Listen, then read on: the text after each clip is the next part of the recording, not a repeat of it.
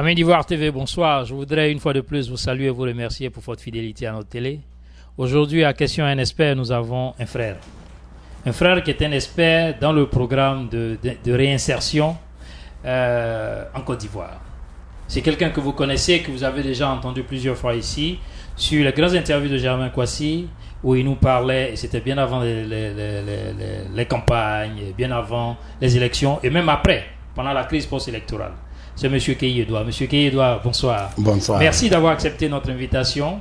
Je voudrais vous donner à vous la latitude de vous présenter, mais bien avant, je me permets de vous présenter comme président sortant du RHDP et conseiller spécial du président du programme du PNRRC. Vous nous direz en fait cette abréviation à quoi cela nous ramène. Et je voudrais vous remercier une fois de plus pour votre présence. Dites-nous, M. Keyi Edouard, qu'est-ce qui vous amène ici à New York? Merci, je vais saluer votre effort parce que ce n'est pas facile en si peu de temps d'aménager votre programme pour me recevoir. Et c'est avec honneur donc que je viens sur votre plateau, échanger avec mes confrères et mes consoeurs et naturellement échanger avec les auditeurs et les téléspectateurs de Ivoire TV. Cela dit, je viens à New York dans le cadre d'une visite de travail. Vous êtes sans ignorer, puisque vous étiez présent à Washington DC il y a seulement quelques jours, que le président de la République, son excellent M. Alassane Dramane Ouattara, était sur invitation de son homologue américain en visite ici aux États-Unis. Donc, suite à cette rencontre, nous, techniciens, donc agents de développement, avons noué un certain nombre de contacts avec nos partenaires ici. Et c'est dans le cadre du travail donc, de l'approfondissement et l'amélioration des relations de partenariat que nous sommes ici dans la capitale économique des États-Unis pour travailler donc, avec des organes américains. Oui, donc vous êtes là pour travailler, amener les gens à investir en Côte d'Ivoire, c'est cela? Les amener à investir, mais beaucoup plus dans le cadre, en ce qui concerne le PNRRC, ce que je vais expliquer par dire que c'est le programme national de réinsertion et de réhabilitation communautaire. C'est en fait le service qui s'occupe des questions de DDR en Côte d'Ivoire, à savoir le désarmement, démobilisation et réinsertion. Alors nous sommes venus donc pour rencontrer les institutions à partir de l'ONU, à savoir le département qu'on appelle le DPKO, c'est-à-dire le Department of Peacekeeping Operations en Côte d'Ivoire, avec des ONG américaines qui s'occupent des questions donc de désarmement et de réinsertion, et beaucoup plus aussi de réhabilitation communautaire.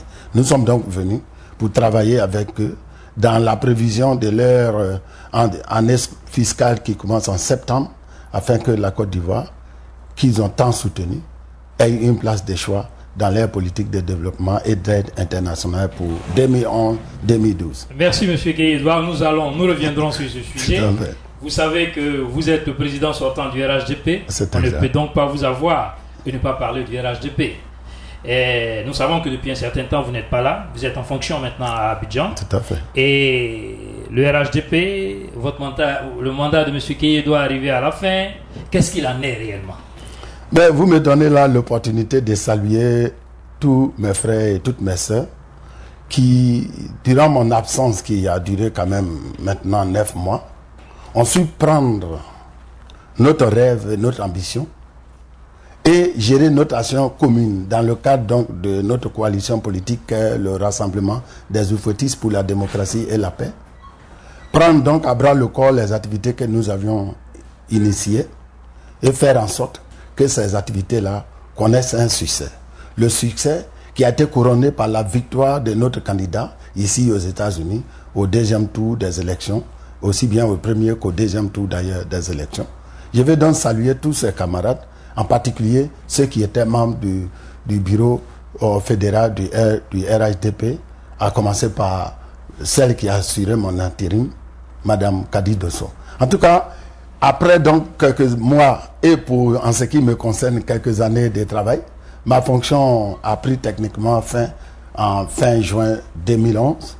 Et au moment où nous parlons même ce soir, les délégués sont en conférence et que tout à l'heure, en quittant votre tableau, je vais joindre mes collègues, moi-même aussi étant délégué, et probablement d'ici demain, ou en tout cas dans quelques jours, nous aurons un nouveau président du RHDP pour continuer notre combat.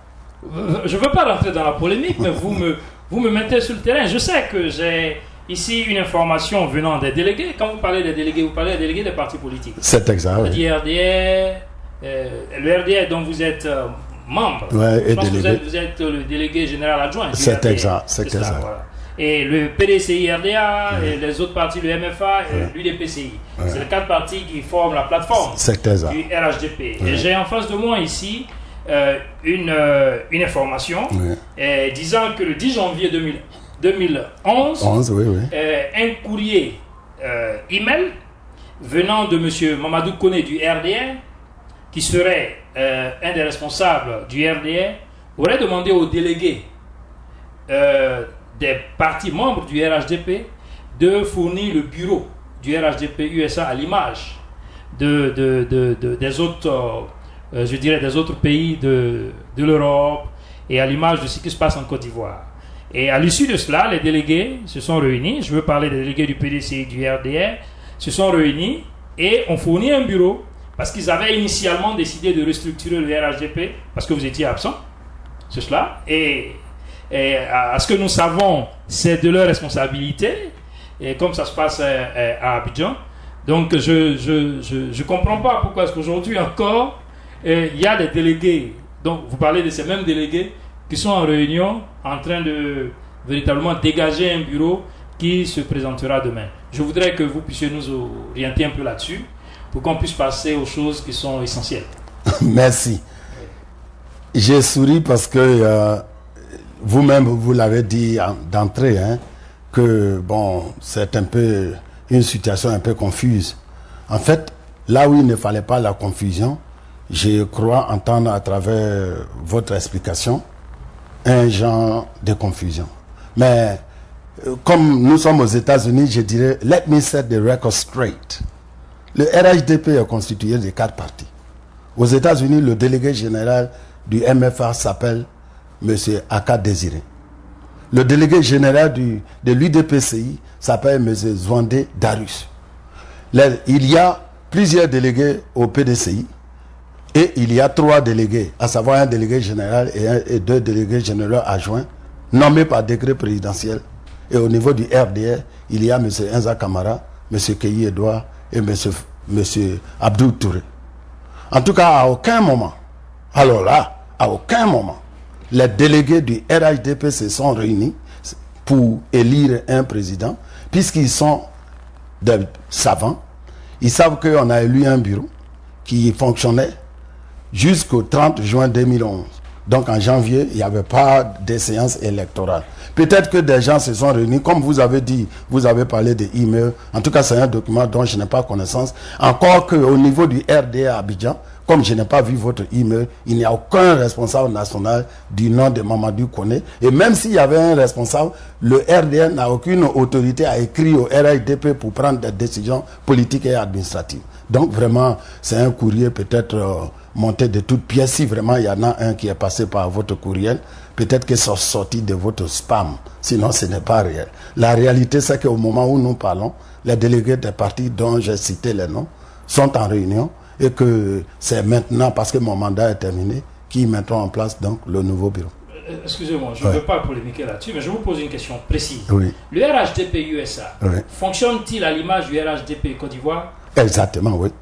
Le RHDP Côte d'Ivoire, il y a la conférence des présidents qui est présidée par le président Henri Konan Bédié. C'est exact. Et ensuite, il y a le directoire qui est présidé par le docteur Djedje Madi. Oui, c'est exact. Depuis la création jusqu'à maintenant. Tout à fait. Le directoire a pour mission de mettre en application les décisions politiques prises par la conférence des chefs d'État, des présidents des partis membres du RHDP, je pense. Si c'est à cette image ici, je me pose la question.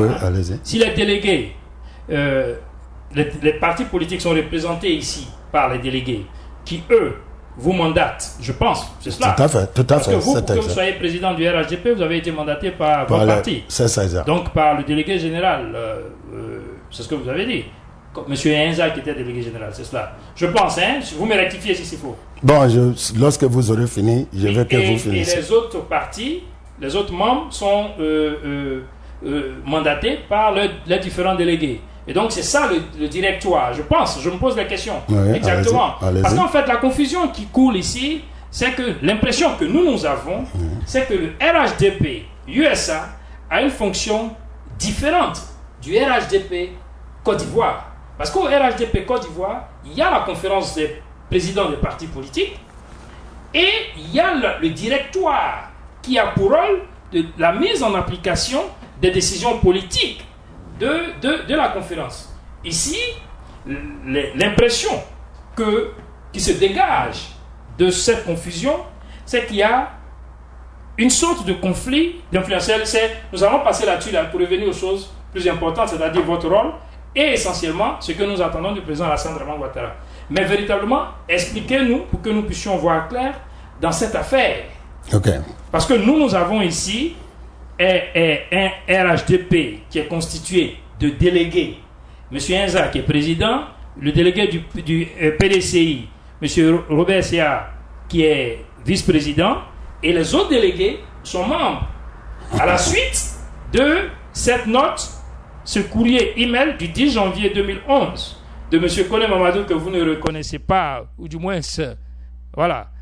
Aujourd'hui, les délégués se retrouvent pour essayer de se donner une nouvelle direction, sinon un nouveau directoire.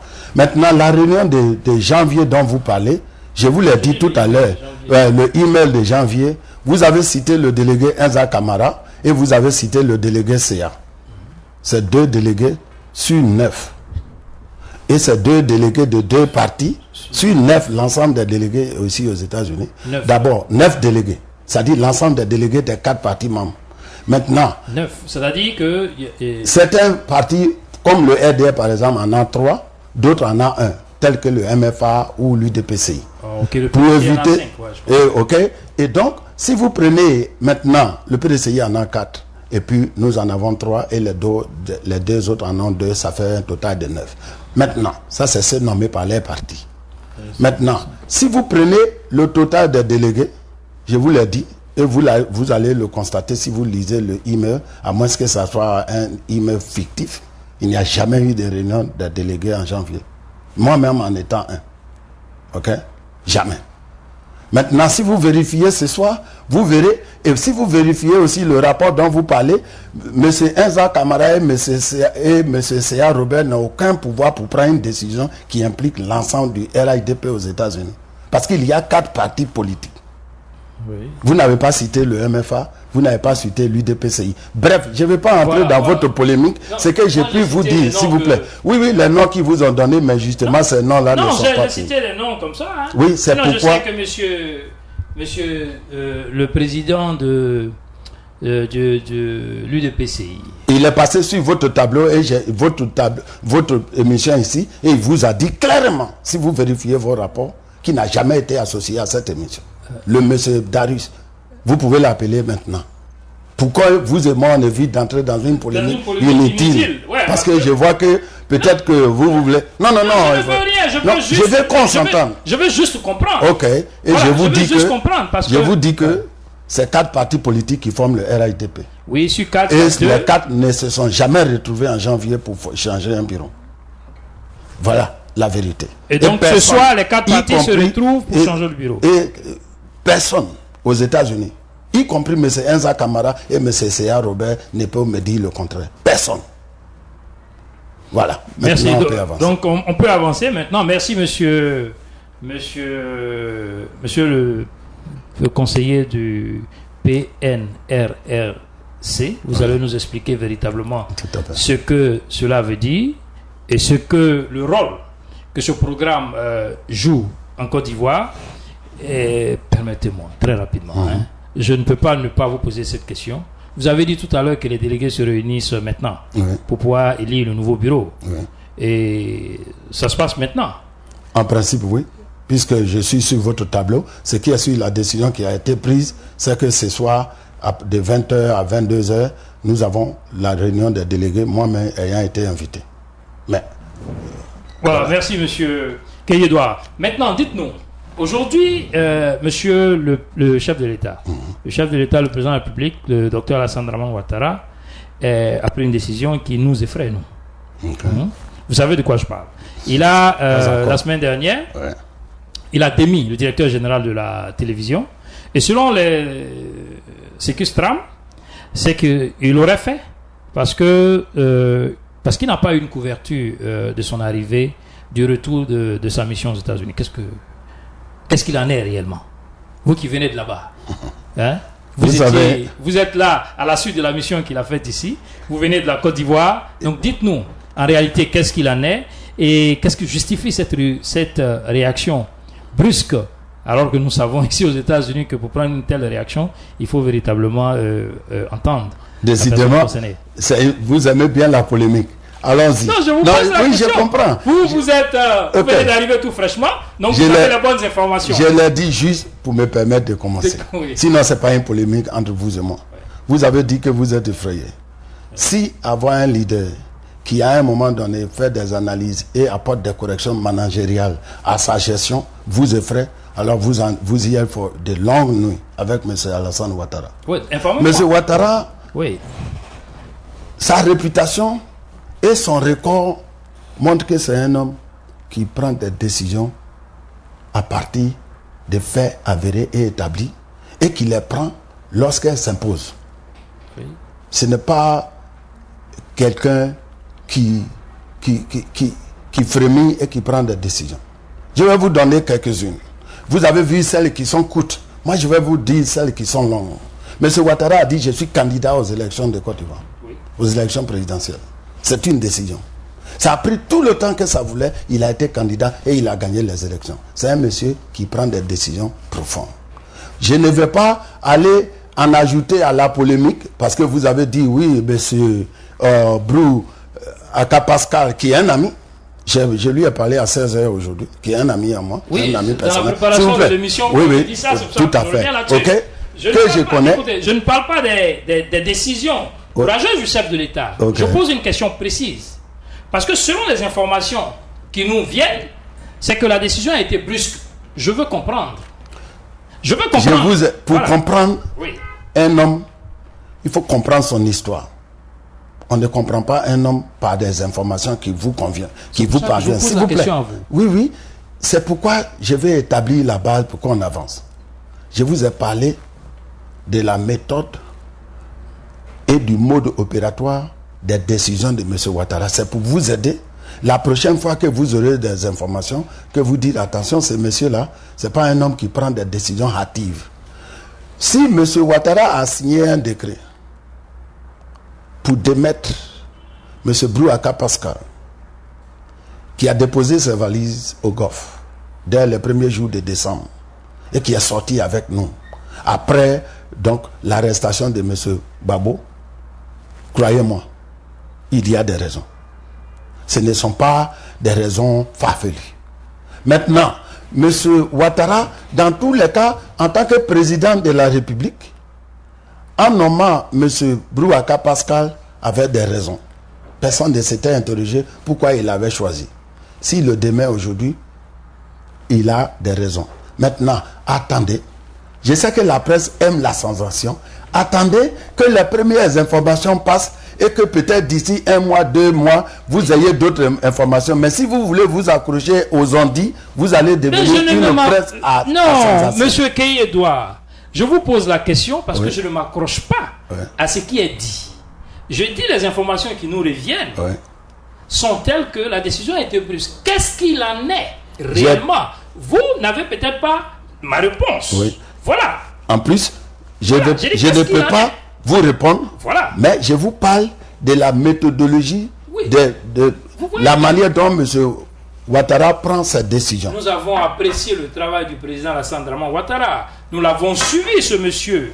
Nous voyons la rigueur dans le travail. C'est pour ça que nous nous interrogeons.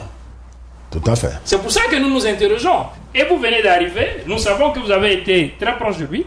Je pense que pendant la période de campagne et pendant la période post-électorale, vous étiez au Golf Hotel avec lui.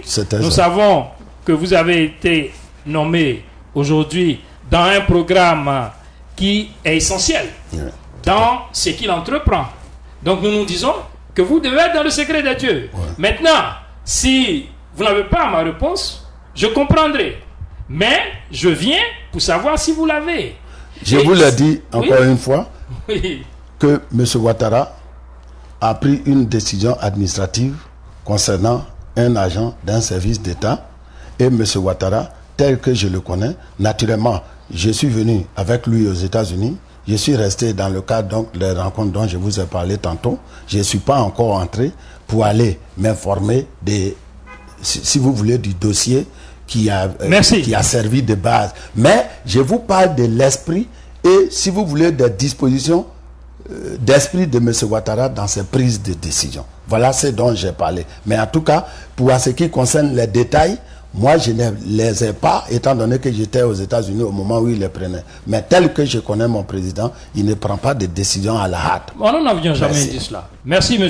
Keyi-Edouard. La seconde question qui me vient à l'esprit, c'est, dites-moi de façon précise, vous êtes venu dans le prolongement de la mission du chef de l'État. C'est cela. Donc, qu'est-ce que vous espérez en pièces sonnantes et trébuchantes? Qu'est-ce que vous espérez partir, ramener en Côte d'Ivoire? Écoutez, je suis conseiller spécial auprès d'un programme qui est chargé du désarmement et de la réinsertion en Côte d'Ivoire. Nous avons besoin de raffermir nos liens avec les institutions sœurs, les programmes frères à l'extérieur, nous assurer de l'attention particulière et donc d'un partenariat bilatéral avec les États-Unis. Il nous appartient. Au moment où les États-Unis envoient des équipes régulièrement en Côte d'Ivoire pour s'enquérir des situations, il était tout à fait indiqué que nous aussi, nous venions pour partager nos difficultés, nos stratégies avec eux, de façon à ce qu'ils puissent, les décisions qu'ils prennent, répondre réellement et effectivement à nos priorités nationales. Cela peut se faire sous forme de réunions de discussion sur différents sujets, les sujets tels que la réhabilitation communautaire, qui comprend les questions de cohésion et de réconciliation nationale, les questions d'infrastructures communautaires de base, et puis naturellement les questions proprement dites des DDR, c'est-à-dire les questions d'arracher les armes aux mains de ces personnes qui les tiennent de façon irrégulière ou des personnes qui les ont tenues à un moment donné dans le cadre des deux groupes qui s'affrontaient et qui désormais ne font plus partie de l'armée nouvelle, nous assurer que ces personnes-là déposent les armes et surtout qu'elles sont réinsérées dans le tissu de production économique. À ce niveau, où la Côte d'Ivoire en est au niveau du désarmement?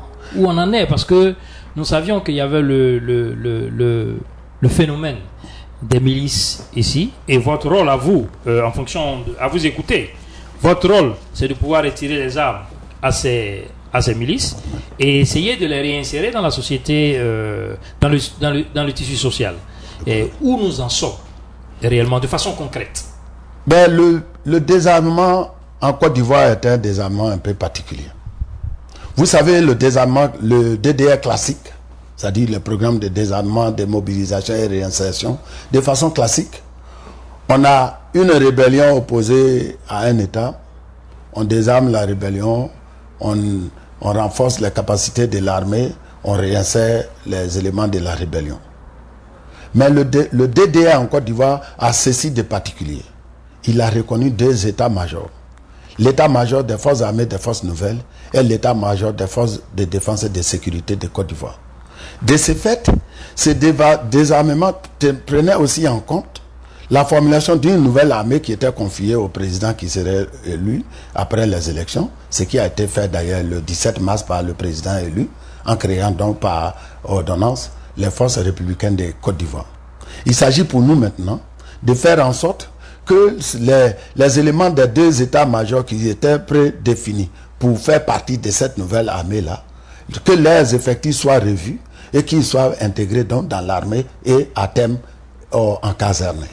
Naturellement, de part et d'autre, vous êtes sans ignorer qu'à quelques semaines, par exemple, de l'arrivée de FSI à Abidjan, il y a eu un recrutement massif, par exemple, mené par des jeunes leaders patriotiques, entre guillemets, à l'effet de recruter des jeunes pour venir aider une soi-disant république, après des élections qui étaient aussi démocratiques et qui montraient clairement que le nouveau président, c'était le président Ouattara. Bref, ces personnes qui ont été recrutées à la hâte, de part et d'autre, qui constituent aujourd'hui un groupe d'associés, il nous appartient au moment où nous faisons la revue des effectifs, des éléments de l'armée nouvelle, de profiler ces personnes. Profiler veut dire prendre leurs informations alphanumériques et biométriques, leur poser des questions quant à savoir qu'est-ce qu'elles faisaient avant de prendre les armes, qu'est-ce qu'elles veulent faire désormais que la guerre est finie, qu'est-ce qu'elles voudraient faire afin que le programme national puisse les accompagner pour leur réinsertion économique. Nous voulons donc les détourner de l'usage des armes pour en faire des agents économiques au sens plein du terme. Aujourd'hui, vous avez demandé qu'est-ce que nous faisons. Il y a un mode opératoire. C'est-à-dire nous faisons le profilage. Après le profilage, nous regroupons les éléments, à savoir le groupe des FSI et le groupe des autres. Et le groupe qui n'est pas donc retenu pour les FSI est éligible pour les programmes de réinsertion. Et naturellement, nous travaillerons avec eux dans le développement de leur business plan ou bien de leur intégration dans différentes entreprises de la place. Nous savons qu'au niveau d'Abidjan, il y a eu déjà le regroupement et je pense même qu'ils sont allés jusqu'à immatriculer les gens. Tout à fait. Oui, mais c'est juste là. Nous savons que vous étiez à l'intérieur du pays. Oui, tout à fait. Vous êtes à quel niveau? Vous avez fait Abidjan, vous êtes à quel niveau? Comme je vous l'ai dit, les premières activités qu'il fallait lancer, c'était de faire la revue des effectifs, des éléments de l'armée nouvelle et le profilage des éléments associés, y compris les groupes d'autodéfense et autres. Et ce travail-là, nous l'avons fini à Abidjan. Nous avons commencé le 8 mai à Abidjan. Nous l'avons terminé le 23 juin. Ça nous a permis de recruter, par exemple, au niveau d'Abidjan, un total de plus de 15 000 éléments de groupes associés. Okay. Et puis, nous l'avons lancé le même type d'opération. C'est pourquoi vous m'avez vu à l'intérieur. Pendant que l'opération se poursuivait à Abidjan au point de vue revue des effectifs et profilage, nous sommes allés à l'intérieur du pays, en tout cas visiter l'ensemble des régions de la Côte d'Ivoire, à l'effet de préparer nos cibles à l'arrivée au déploiement national de l'opération d'identification et de profilage. Au moment où je vous parle, mes équipes se trouvent à l'intérieur du pays en train de mener les mêmes opérations que nous avons menées à Abidjan. Et ça va prendre combien de temps ces opérations? L'objectif que nous avons, c'est de finir ce programme d'ici fin septembre. Naturellement, nous sommes sur le terrain et au rythme où les choses avancent, nous sommes très confidents que nous pouvons respecter notre deadline. Et après cela, maintenant, c'est naturellement, après cela, nous passons à l'étape en ce qui concerne les FSI, à l'encadrement, puisque nous aurons l'effectif identifié de façon positive des FSI. Je veux signaler en passant que lors de son séminaire, le gouvernement a décidé le 5 et 6 juillet que les éléments qui proviennent aussi des FDS soient identifiés de façon par les mêmes méthodes, à savoir l'identification biométrique.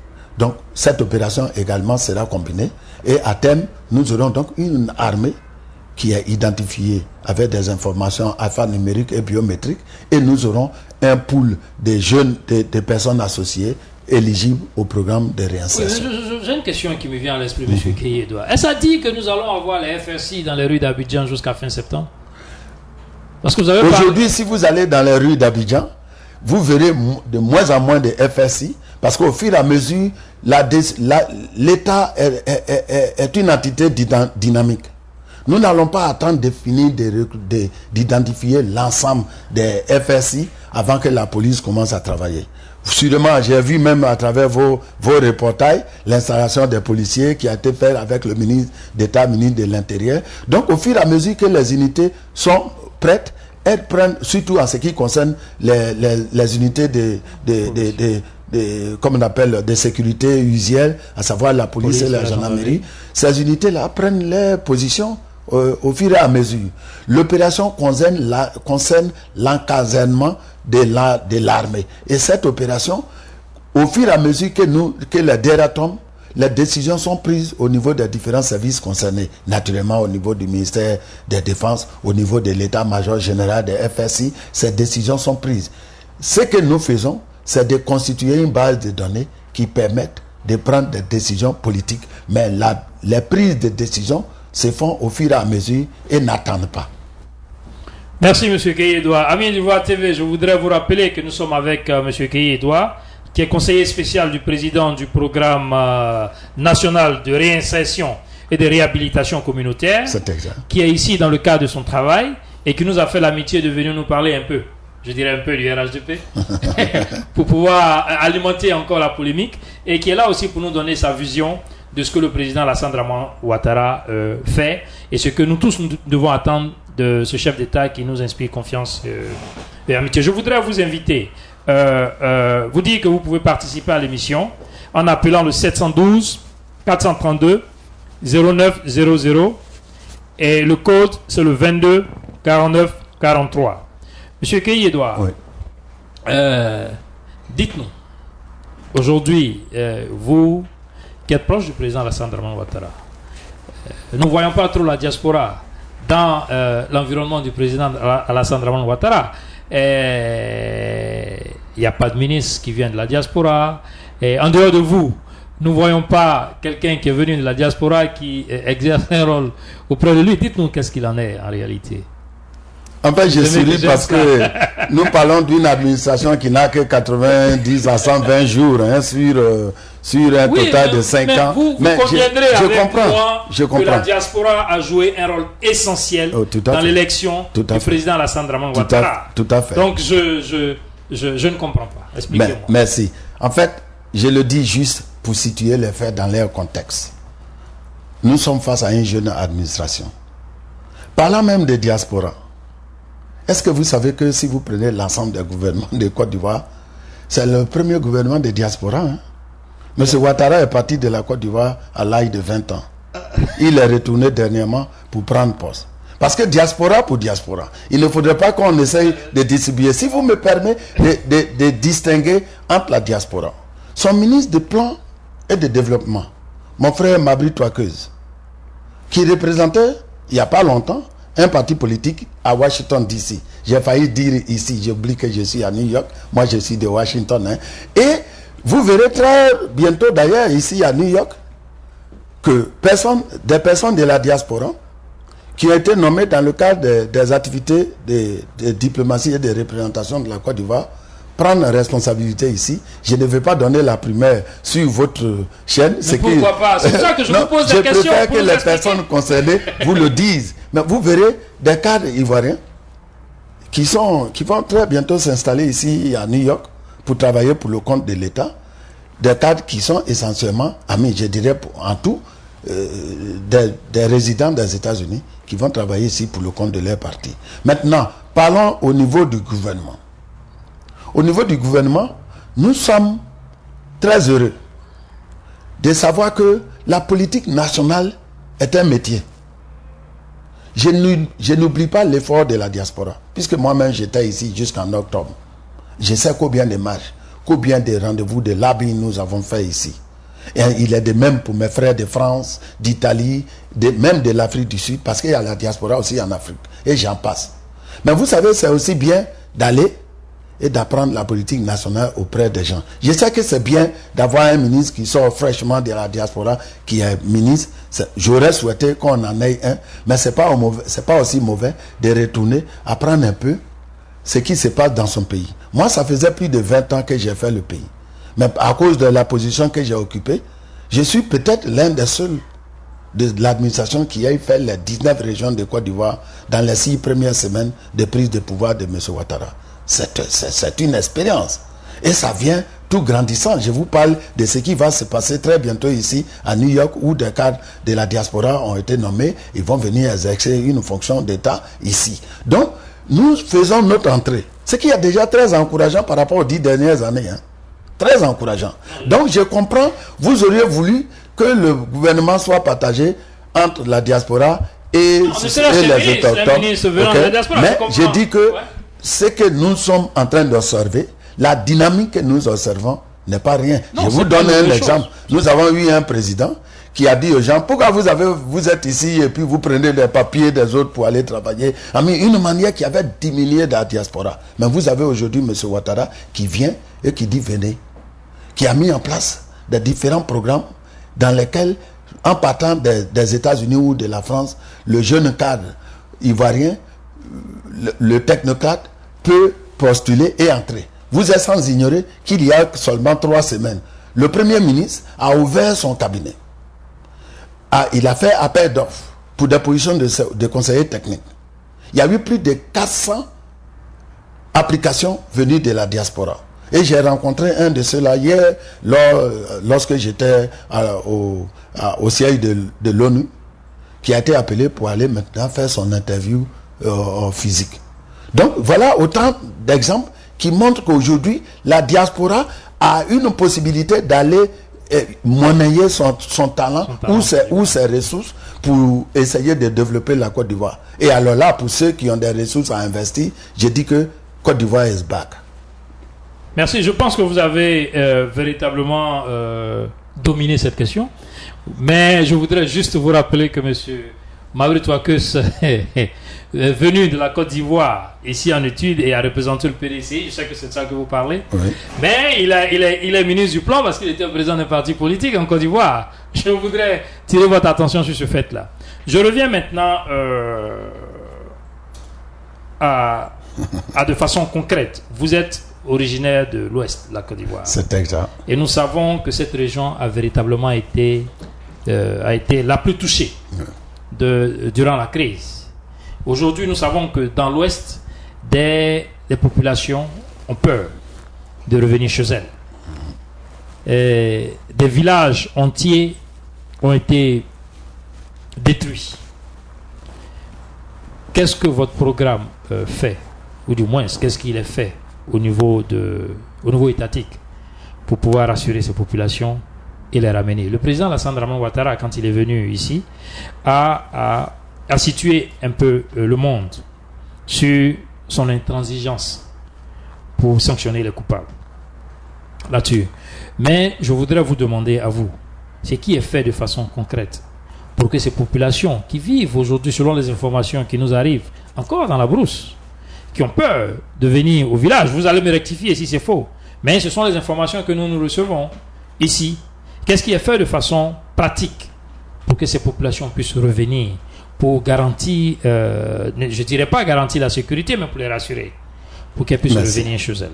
Ouais, c'est une très bonne question et une question qui touche un sujet sensible, un sujet qui est d'ailleurs très proche de moi parce que, comme vous l'avez dit, je suis de la région du Moyen-Cavali, une région qui a été, qui a enduré donc les affres de la guerre, surtout la guerre post-électorale.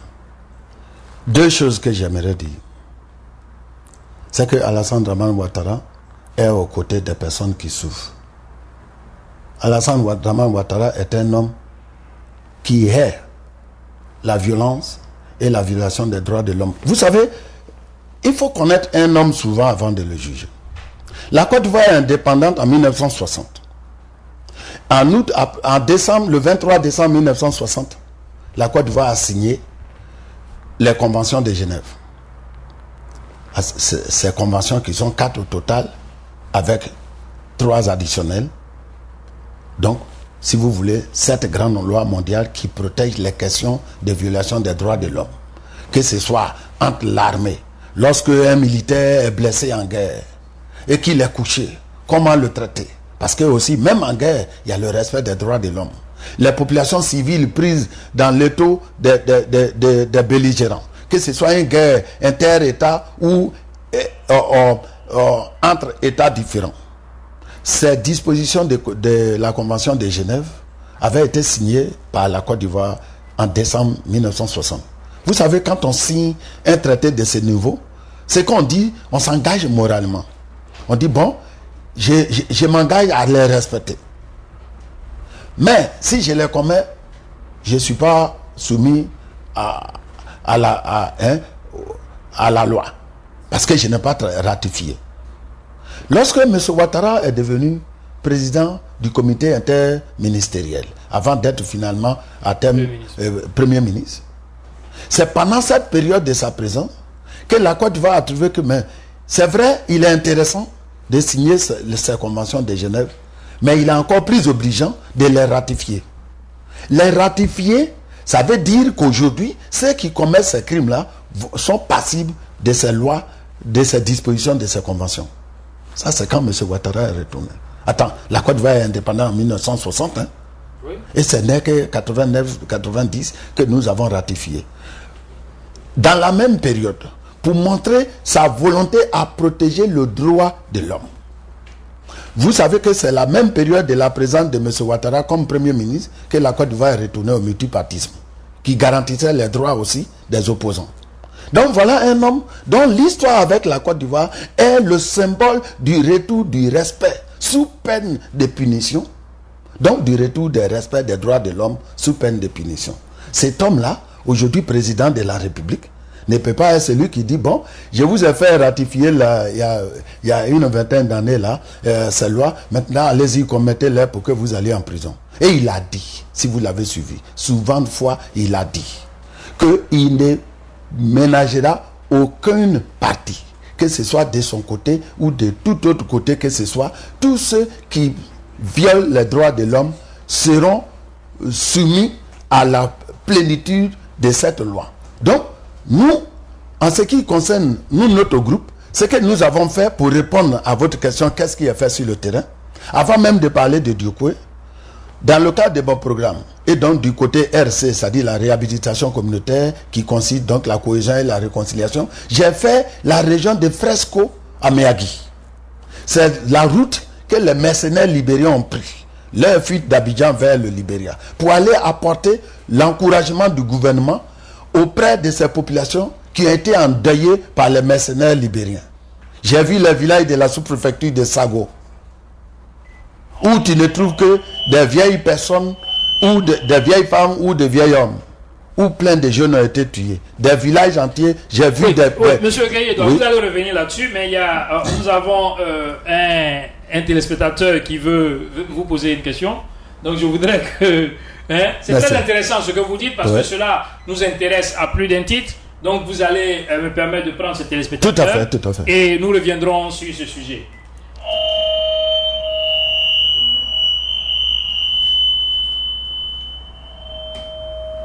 Oui, allô, bonsoir. Je vous entends difficilement. Monsieur de la technique, vous pouvez peut-être me donner un coup de main ici. Merci, présentez-vous et puis posez votre question à M. Keyi Edouard. Oui. Général de la délégation Washington DC PDCI. Oui.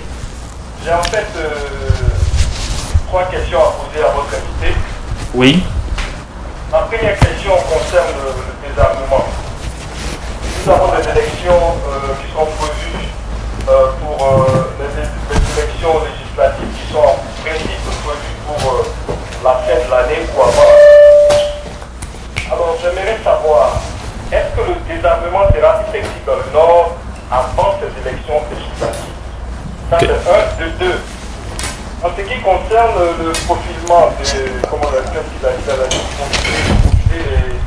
les miliciens qui ont été profilés parce que bon, on a recruté certains et au nom du défense au nom du patriotisme et tout ça, on a en fait recruté des gens dans l'armée sans qu'ils aient le profil.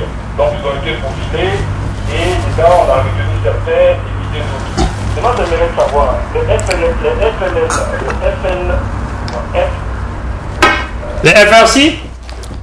Non, le FRC, oui. Est-ce qu'ils ont été profilés? S'ils ont été profilés, ce n'est pas l'impression que les Ivoiriens ont. Les Ivoiriens ont vraiment une idée et un constat déplorable, peut-être pas maintenant, mais dans les débuts des FRC. Ça, c'est ma deuxième question. J'aimerais qu'ils me répondent un peu sur leur formation, leur recrutement, est-ce qu'ils ont été profilés aussi, comme on l'a fait avec les miliciens. Mais là, ma troisième question, qui est importante parce que c'est une question politique et nous sommes dans la politique ici, avec la communauté. J'ai l'impression, franchement, il faut que je le dise, que M. Keyi il n'a pas la bonne approche. Je ne pense pas que quelqu'un qui travaille dans l'administration d'abord ivoirienne s'amène aux États-Unis, bien qu'il ait été ici et tout ça, et que c'est quand il vient qu'il y a les réunions des délégués et qu'on doit prendre des décisions et tout ça. Alors je trouve ça un peu déplacé parce que on ne peut pas être responsable d'un groupe et puis vivre de l'autre côté. En tout cas, la Côte d'Ivoire nouvelle de maintenant, on aime et on fait la promotion des responsables qui sont proches de leurs militants. Donc, pour dire que le RHDP ici aux États-Unis est l'affaire des militants RHDP ici. Vous avez mentionné des délégués, un peu comme vous avez nommé des noms. Moi, au PDCI, je sais qu'au PDCI, et comme vous êtes Abidjan, vous pouvez vous renseigner auprès du professeur Didier Madi, nous avons 4 délégués. C'est ce que j'ai dit. Qui ont été nommés par le président Bédier, qui ont des feuilles, je dirais des certificats de, je ne sais pas comment on dit, mais en fait, qui ont été nommés il faut avec que des tu me lettres relances. pour dire qu'ils sont délégués à partir d'aujourd'hui. Donc, ces délégués-là, il y a eu 3 qui ont participé à l'élection de Eza Kamara. Ah, ok. Donc, on ne peut pas dire que oui, il y a eu des CA et non, ce n'est pas juste. Et encore, ça démontre qu'on ne peut pas être à milieu et vouloir suivre ce qui se passe. Vous avez été peut-être président RHDP, vous êtes parti depuis octobre, on ne peut pas attendre que vous venez 9 mois après pour organiser le RHDP. Donc le RHDP s'est organisé à votre façon. Je pense que le militantisme c'est ça. On n'attend pas que celui qui est au monde s'amène pour qu'on s'organise pas. Ok, merci monsieur Kofi. Peut-être que le président Alassane Dramane Ouattara ce n'est pas où il est aujourd'hui, puisqu'on ne vous a pas attendu pour nous organiser. Merci monsieur Kofi. Hein? Nous avons perçu. Merci. Donc, vous avez donc 3 questions. Je pense que M. Gueye a pris les 3 questions. Il vous donnera des éléments de réponse. Merci beaucoup, monsieur Kofi. Et puis, restez à l'écoute. Bien. Je vais juste remercier mon frère et ami Sostène Kofi et le remercier pour la qualité des questions qu'il a posées et surtout pour le militantisme dont il a fait preuve et surtout son engagement pour la cause de la Côte d'Ivoire.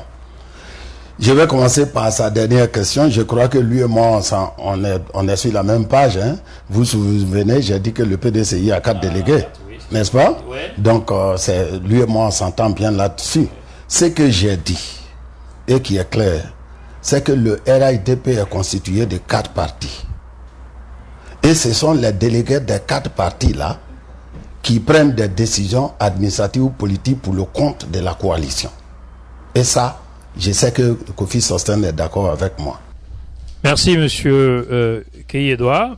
Je voudrais, amis d'Ivoire TV, vous rappeler que nous avons, je dirais, l'honneur de recevoir monsieur Gueye Edouard, qui est le conseiller spécial du président du programme national de réinsertion et de réhabilitation communautaire.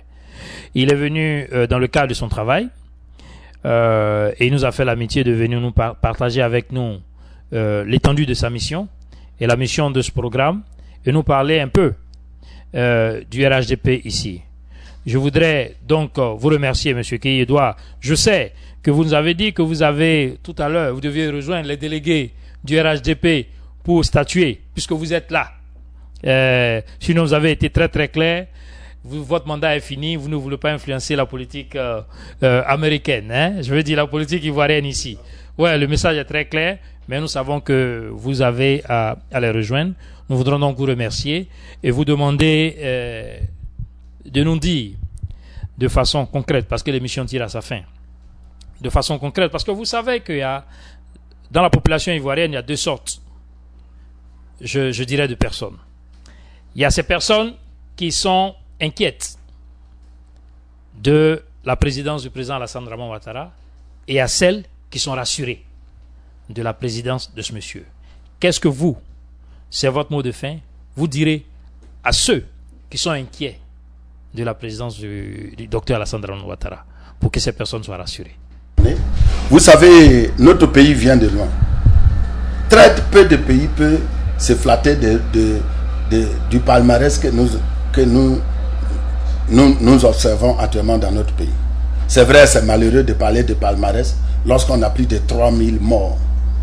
Mais nous sommes l'un de ces rares pays qui, malgré la violence et l'intention de violence qui aurait sur notre pays, est en train de très rapidement sortir de cette situation conflictuelle et je dirais très difficile à supporter par la population. Nous le faisons en étant dans l'élan d'esprit, de faire en sorte que l'intention de tuer autrui ne devienne pas la règle dans notre pays. Et nous sommes heureux de le faire avec un homme qui a passé les dernières décennies à souffrir de la haine. Chez nous, il y a un proverbe, et c'est là que je vais terminer, qui dit que lorsque vous avez une grosse plaie, que vous avez du mal à traiter, ne demandez pas à celui qui n'a jamais eu de plaie. Demandez à celui qui vient d'en sortir. Alassane Ouattara vient de sortir de la violence. Il sait comment faire pour l'éviter aux autres. Il vient de sortir de l'état de bouc émissaire. Il sait comment faire en sorte que ça n'arrive pas aux autres. D'ailleurs, ici, chez vous, aux États-Unis, généralement, les personnes expertes dans les domaines, c'est les personnes qui ont été victimes. Si vous voyez une femme qui fait campagne pour la drogue, c'est parce que son fils ou son mari est en prison ou est mort de la drogue. Monsieur Ouattara fait campagne pour la paix, parce qu'il sait ce que vaut la violence sur l'homme. Avec lui, nous allons très rapidement dépasser ce passé de violence et entamer une Côte d'Ivoire fraternelle de construction, d'amitié et de fraternité vraie entre nous, Ivoiriens, et avec nos voisins. C'est d'ailleurs ce qui explique ces missions que nous tenons à l'intérieur. Pour dire Côte d'Ivoire is back. Back for opportunity, back for partnership, back for freedom, back for democracy. Je vous remercie.